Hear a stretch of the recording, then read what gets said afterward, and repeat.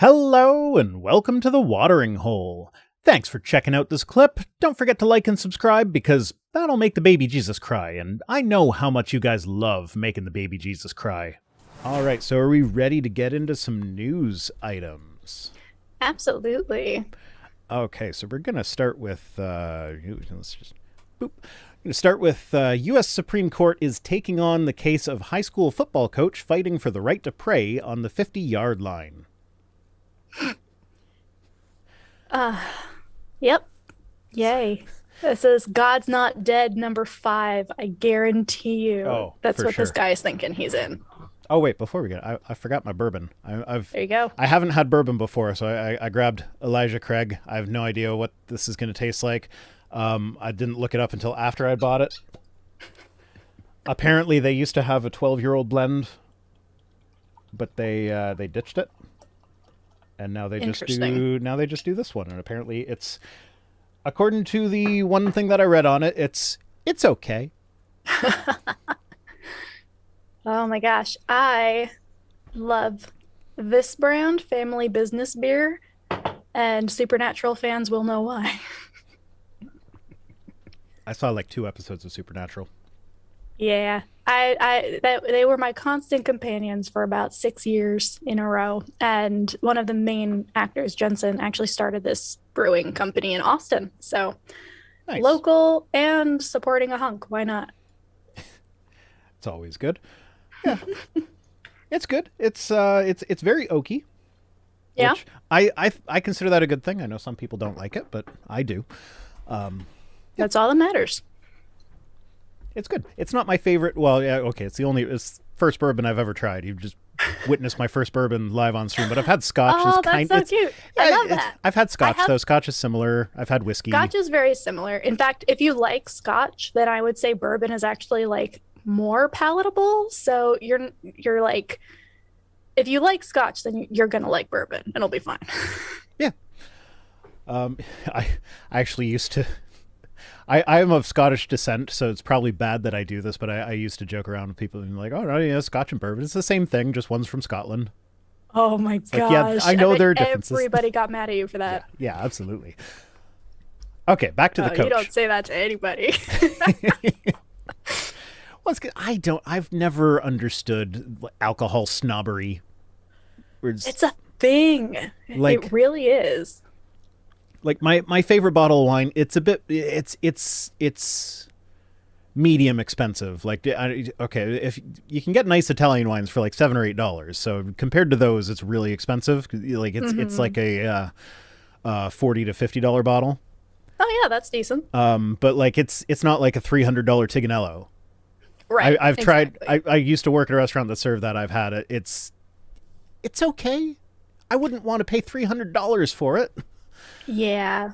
Yeah. At that point, you need to be just like swimming in cash or have a very refined palate to the point where most things probably are not yummy to you anymore. Yeah, I remember the first time I tried that. I was anticipating it. It was so built up that it was supposed to be this amazing wine, and then like gross restaurant stuff. It was like a bottle service at a table. They had left just like a little bit at the bottom, and it was like, oh, let's try it since they left us some.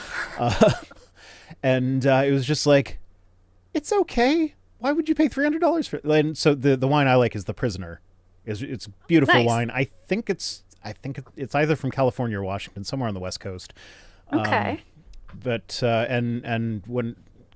like at the restaurant, we used to sell it for really, really cheap. It was like $60 a bottle when it's like 50 at the LCBO. So damn, it was, okay. We had barely any markup on that, and I could sell that. Like I'm not good at the high pressure sales. I could sell that shit. Because you got to believe in it first. Yeah. Cause I actually liked it. Yeah. All right. Honestly, give me a $12 bottle of Justin and I'm happy. This is really weird for me because Justin is my real name. Oh, that's funny. So now I'm like, what? 12 bottle of what now? Okay, so for 6 seasons, Coach Joe Kennedy would walk to the middle of the football field, drop to one knee, and briefly give thanks to God at the end of his games. Now, I chose this article. There are a lot of articles about it. I chose this article. It's from Newsweek because they are very obviously sympathetic toward this coach. And Uh-huh. I just thought that was funny because, like, the stuff like this ritual, a prayer that barely lasted 30 seconds, was almost unnoticed in a stadium. Yeah, right. It's like, okay, Look at yeah. how tiny this is of a deal, you It's like, guys. yeah, you know what? It went almost unnoticed, means it was noticed. Yeah. So, Yeah. yeah, people are saying Vice Rhino Docs. I've said my name's Justin a lot of times before. I actually, first place I ever publicly said my real first name was actually on Seth Andrews' podcast. It's a good place to come out.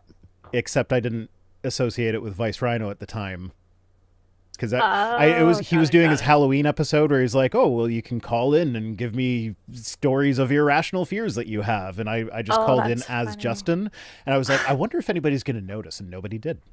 Oh, interesting. I'm surprised too because you are known mostly for your voice I because of the was cartoon. I was much smaller. This was several years ago. I was much smaller Okay. then, but Okay. I bet you now people would know. yeah, probably Seth and I run in similar circles. Although his audience is obviously a lot larger than mine. Yeah. I mean, Seth is kind of the tippy top of our little niche. So, no one remarked about these gatherings until a coach from a rival high school expressed admiration to Principal John Palm for allowing such holy huddles. Holy huddles. Holy huddles. That's a new like gentle swear. Yeah. So then, when that was brought to the principal's attention, the principal was like, "Hey, no separation of church and state, buddy. Can't do that." Hmm. And then, of course, the coach was like, "No, I gotta pray. Gotta." Now, this is what I'm working on a video on this right now. But what I don't understand is like the Bible literally says, "Don't pray in public. Hypocrites do Yeah. that. Go lock yourself in a corner somewhere and pray in private."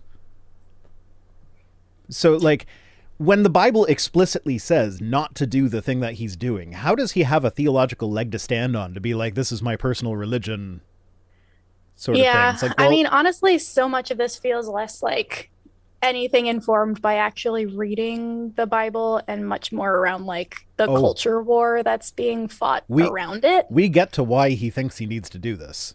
Oh, beautiful. Yeah, I picked longer articles today, so I don't know if we'll have time to get to all the tweets. But like, yeah, it's pretty far down there, but we do get to why he thinks he needs to do this. And I actually took the time this time to like go through the articles in advance and like highlight the parts that I'm gonna talk Nice. about. So that, like, you you get my first like actual properly organized stream.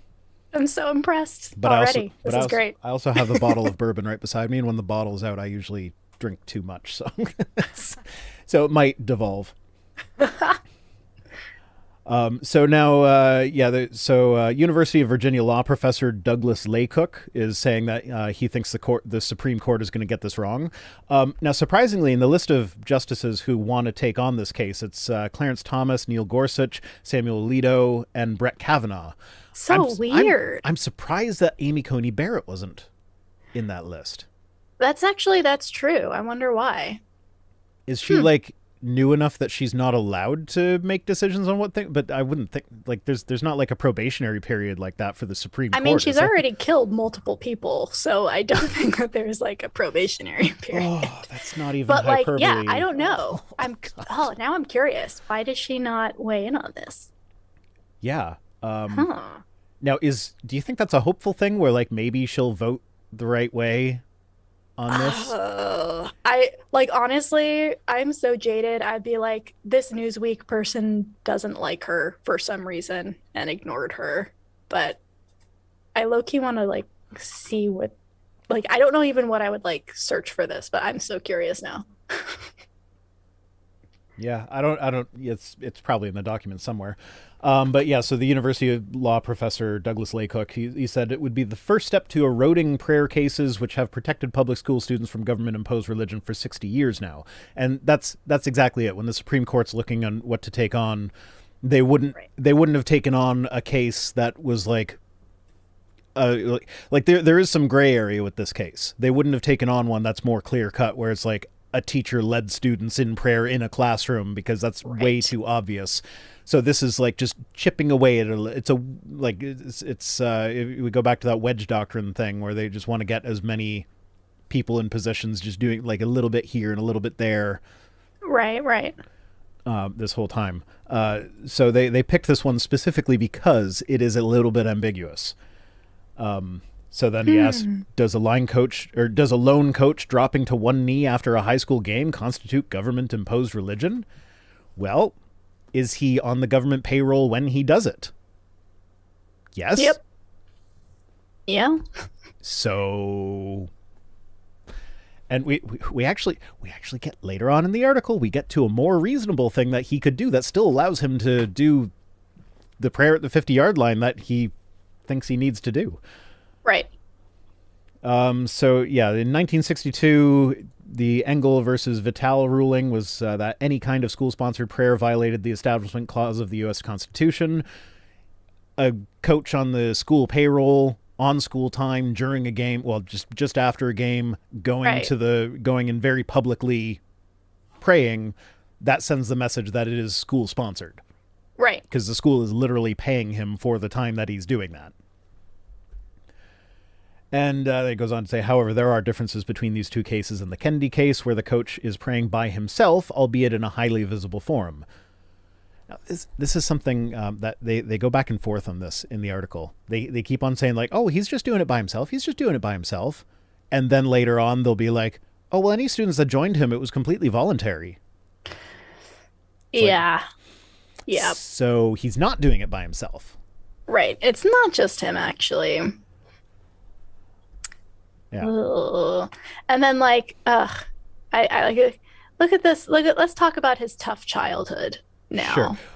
Just one more thing before we get there. I just wanted to mention that the Satanic Temple is petitioning the school district to play alongside the coach. And it's like, yeah, if they're going to allow the coach to pray, they kind of got to allow them, right? Yep, 100%. Honestly, that is one of the coolest things that the Satanic Temple does, and one of the most effective. I'm very impressed. I did figure out why Amy Coney Barrett was not on the list. Yes, by the way. Please share. So this is actually the second time this case has reached the court. The first time she was not yet a judge. She has since weighed in and been like, yes, I also like this, but the reason that the Newsweek article, I guess, is not reporting it completely up to date, because the first time around, it was those 4 judges, and then it got declined, and now it's back. And now Amy is like, yes, I like it too. So, yay. Okay. So now we get on to his tough childhood. 'Cause keep in mind here, we haven't even gotten any real details about what happens yet. And we have to go back into the background of how this poor coach just had a rough childhood.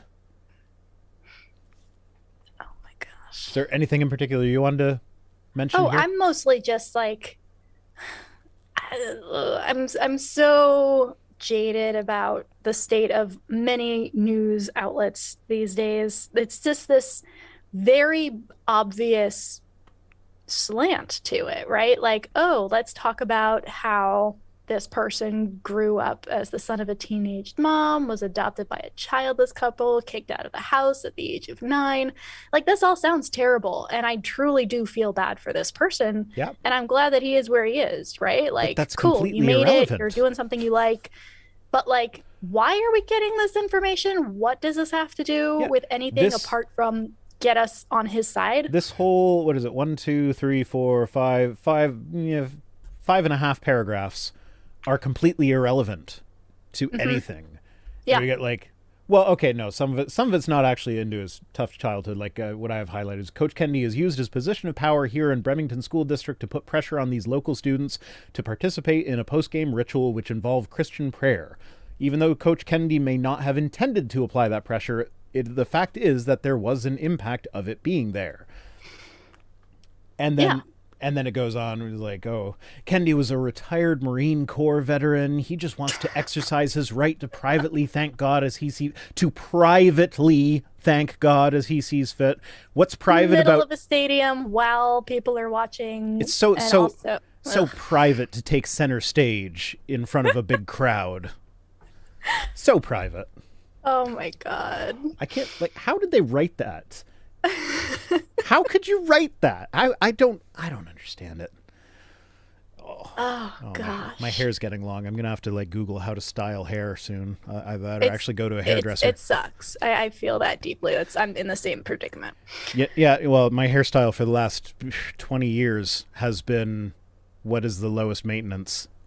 Buzzer number one. Zoop. Yep. Oh my gosh. Now, just would like to point out the picture that we're at here. These are clergy members who are they're on the side of separation of church and state because they Okay. understand that the separation of church and state is good for the church. Right. It's good for both of them because that means like because if the government starts endorsing religion, eventually it's going to have to decide which religion to endorse and which one to not endorse. And there are so many different sects of Christianity that there's no guarantee that they're going to endorse yours. Exactly. Exactly. So I'm also really just like talking about like the placement of this and it just doesn't make sense like within where it is in the article either. Like it's just kind of thrown in here. yeah, they didn't even mention them in the article. Yeah. It's just a picture of them. This is like, oh, by the way, here are a bunch of clergy people who are actively against this guy. I guess that's but so. like, let's not talk about the religious people who have valid points against it. Let's just talk about this guy. I guess that's so that they can pretend like they've presented both sides. Like Yeah. if you complain that they're obviously biased, then they can be like, oh well, we featured clergy members who are actively supporting separation of church and state. It's like Oh no, my you gosh. threw a picture in the middle that nobody's going to read the caption on. Can you imagine being Newsweek and like getting these guys to sit down with you? Like, you know that they showed up and were like, let's have interviews with you guys about this. And they're like, oh, yay, we had our points gotten across. And then they look and it's like, oh, by the way, here are some people. Well, and that's the extent. Well, with the state of modern journalism, the more likely scenario in my mind is that this picture is from another news site that they're just copying and pasting Fair. details from. So somebody else probably has an actual interview with them. Honestly, I'd be very interested to see that one. So would I. So then we get down to the person who does the obligatory, if this had been a Jewish rabbi or a Muslim imam praying who had been out there at the... Why would it have to be a rabbi or an imam? This guy's not a preacher.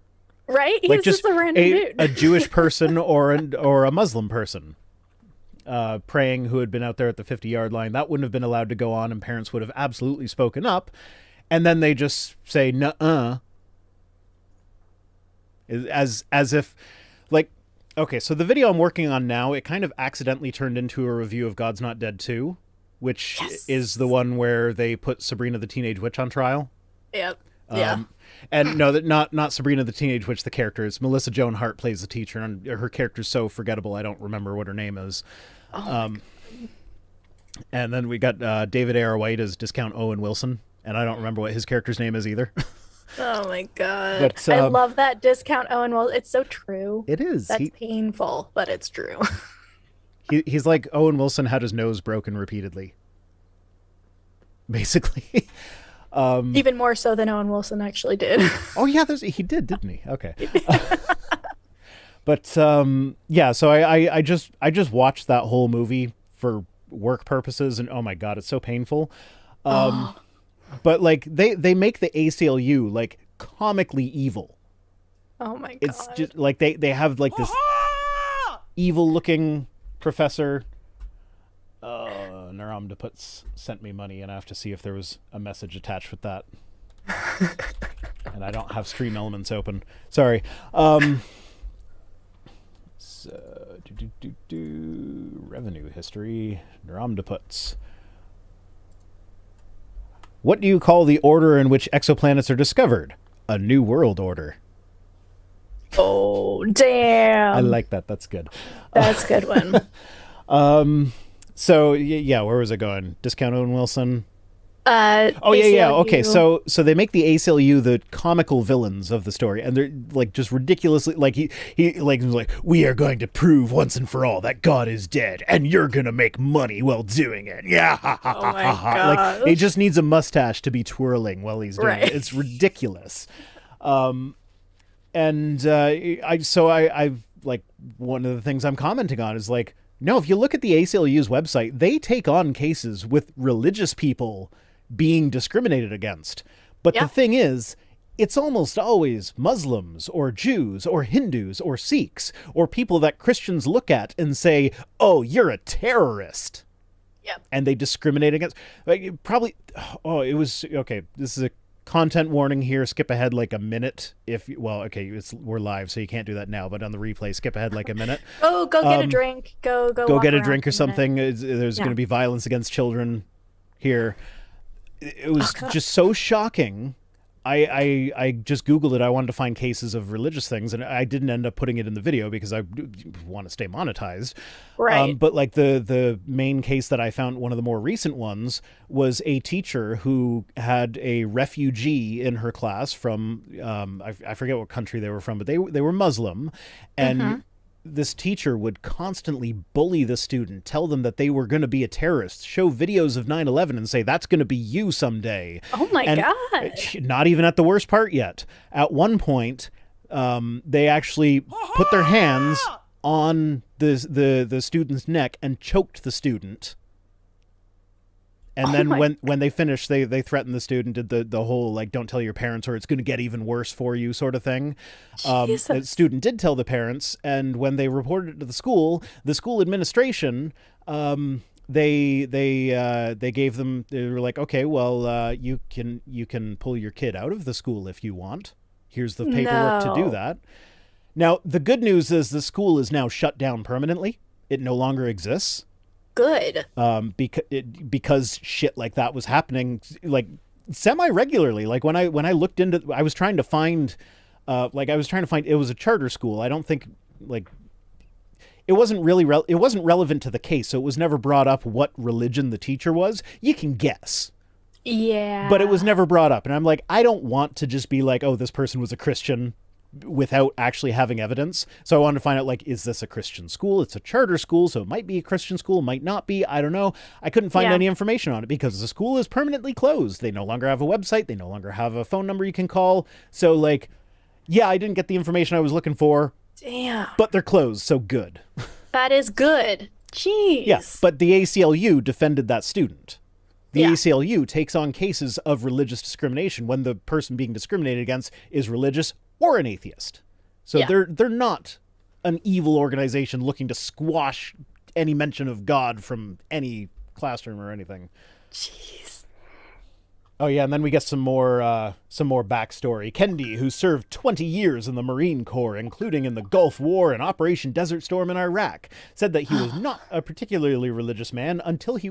Okay, this is the least believable part of the article. He wasn't a religious man until he watched a Christian movie about how a coach turns around a losing high school football team after resolving to trust God. I refuse to believe that Christian cinema converted a guy. No, that is a lie. I'm sorry.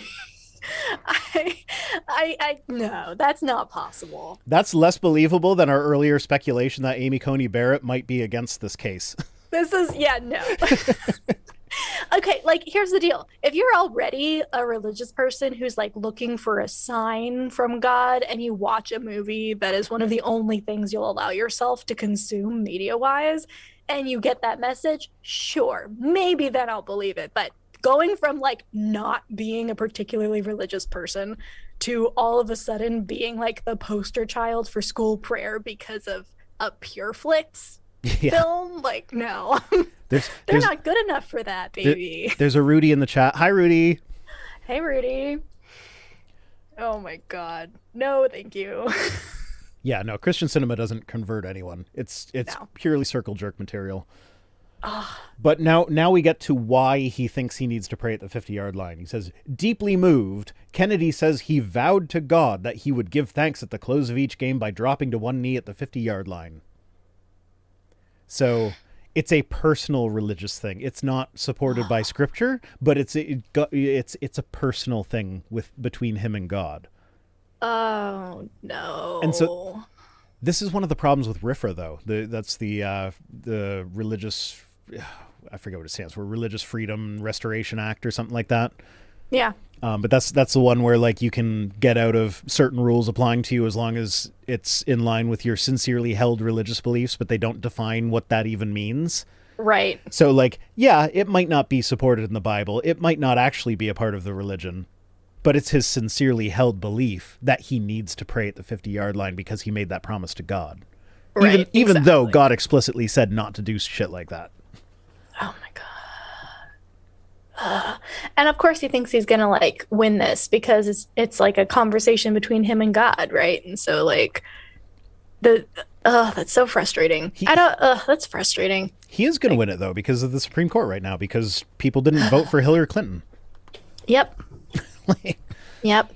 You're like your lesser of two evils now. Yeah. How's it treating you? Oh yeah, no, there's no difference between the parties. I mean, I could go off on a tangent about that, but we'd be here all Oh, yeah. If Hillary won, she would have nominated Amy Coney Barrett as well. Oh, God. Okay, that's depressing. Let's not think about that.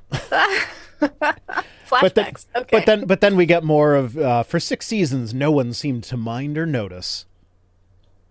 It's like, did they not notice or mind, or were they not speaking up about it because they're being pressured by this coach to... Right, exactly. This person is in a position of power over kids. So, of course, if they're doing something uncomfortable, the kids aren't going to be like, dude, don't do that anymore. So, my mother is a bus driver, and I actually sat her down and had a chat with her because at one point, okay, sorry, got to read the super chat, but I'll get back to my mother in a minute. Stay there, Mom. Yeah, she doesn't watch this. She would not like what I'm about to say. She probably wouldn't want me sharing this publicly, but whatever. Converted by facing the Giants? That's not far-fetched at all. / sarcasm. That's from God. Adam Broughton. Yeah, so my mother's a bus driver at a French school. And she one day told me how she listens to a Christian radio station on the bus with the kids, but it's okay because she made sure to ask all the kids if it was okay with them, and they all said yes. Oh, no. So I sat her down and was like, no, you can't do that. No, even though they all said yes, like, what if there's that one kid who is not comfortable with that, and you made them feel pressure, but like you are an authority figure to them, and all the other kids said yes. So now they feel, even though they are not comfortable with it, they said yes anyway, just because they didn't want to rock the boat. Like, no, you can't do that. Just because you don't see the opposition doesn't mean it doesn't exist. Yeah. And like just the levels of like consent and autonomy and like power structures and stuff. Like if you're the one driving the bus that's getting them to and from school, I mean, I know that if I were a kid, I'd be like, you can put on whatever you want. I'm going to have to sit on my hands and not talk about it because I need to fucking get home. Yeah, well, I think she stopped doing that. I'm not 100% sure. I hope she stopped doing that. I did warn her that, like, you know, Canada doesn't have quite as firm separation of church and state as the States does. But that is still potentially something that could get her fired. So, like, I warned her, like, you might be putting your job on the line just to listen to your Christian music. So, like, maybe don't do that. Yeah. But yeah, like a lot of times they don't even realize that, like, not seeing opposition doesn't mean the opposition isn't there. But then it goes on. For those who cared to join him, Kendi added short motivational speeches laced with religious references and joined in with pre- and post-game locker room prayers, a tradition that predated his arrival. It doesn't matter that it predated his arrival. If he's doing it, he is breaking the law. Because that's now we're at more than just the 50-yard line. He's also praying with them before the game and after the game in the locker room. Right. Exactly. So now other people were stealing from that 7-Eleven way before I stole from that 7-Eleven. So, like, I don't know what your problem is. Yeah, it's like just because, like, that's an appeal to tradition. Like, just because it's been done before doesn't mean it should continue to be done. Right. And now we have 3 separate instances of him praying with these students as an official member of the school, official employee of the school. Oh, gosh. This quote gets me so mad. Which one? Do teachers shed their constitutional rights when they enter the schoolhouse gate? It's like 15-30 seconds he's out there, like someone finding a lost contact lens. I have that one highlighted. Nice. That's bullshit. Yeah, it's like no, they don't shed their constitutional rights. They are, however, acting as members of the government. They are Yeah. or agents of the government, I should say, not members. So they're agents of the government on the government payroll. So what they say is an endorsement, is government endorsement. Right. So when he prays, that is government endorsement of prayer. Yeah. And let's see, we skipped past a few things that I had. Oh yeah, he said he felt God telling him to. Oh yeah, okay. So here we go. Here we go. District employees were allowed to engage in religious activity, the superintendent added, but such activity must be physically separate from any student activity. That's reasonable. And students may not be allowed to join in such activity. Also reasonable. You're allowed to be religious. Yeah. Don't get the students involved. Right. That's fine. That's reasonable. I don't see what the problem would be with that. Yeah. But then I guess so he stopped. Yeah, so he stopped praying at the 50-yard line for a while, and he started giving after-game speeches that did not mention faith. But then he said in his car on the way home, he felt God telling him to return to the field and pray at the 50-yard line after everyone had left the stadium. Also fine. Also fine, but also, dude, like that smacks to me of like a little bit of like maybe paranoia or OCD or something. Like I've had those urges. Something very bad is going to happen if I don't go back and make sure that I turned the lights off 5 times, right? Like I get that urge of like, oh no, there's this ritual that I must do in order to stave off something bad from happening. I need to go do that thing. I vibe with that a lot, but like I don't know. I feel like that by itself is a big yellow flag for me. So you're saying there might be a mental health issue Not here? even. I mean, I don't want to like.